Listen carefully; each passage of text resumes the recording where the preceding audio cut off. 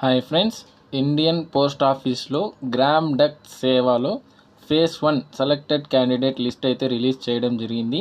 అది ఏ విధంగా మనము చెక్ చేయాలన్న దాని గురించి నేను ఈ వీడియోలో మీకు చెప్పబోతున్నాను. ముందుగా గైస్ ప్లీజ్ ఈ వీడియోని ఒక చిన్న లైక్ మాత్రం చేయండి. ముందుగా గూగుల్ క్రోమ్ ఓపెన్ చేయండి. ఓపెన్ చేసి GDS రిక్రూట్మెంట్ అని టైప్ చేసి ఎంటర్ చేయండి.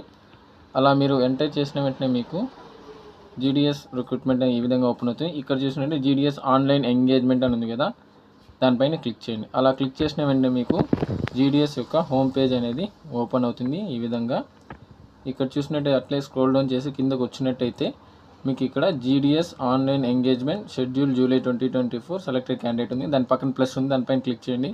అలా క్లిక్ చేసి మీరు పైకి వెళ్ళినట్టయితే చూడండి, ఇక్కడ ఆంధ్రప్రదేశ్ అని ఉంది కదా, అక్కడ ఉన్న ప్లస్ పైన మీరు క్లిక్ చేస్తే list of short listed candidates అని ఉంది కదా, దానిపైన క్లిక్ చేయండి.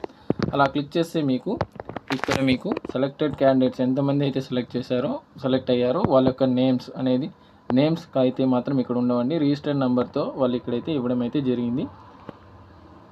ఇక్కడ మెయిన్గా వాళ్ళు మెన్షన్ చేయడం అంటే ఏమంటే ప్రతి ఒక్కరు యొక్క డాక్యుమెంట్స్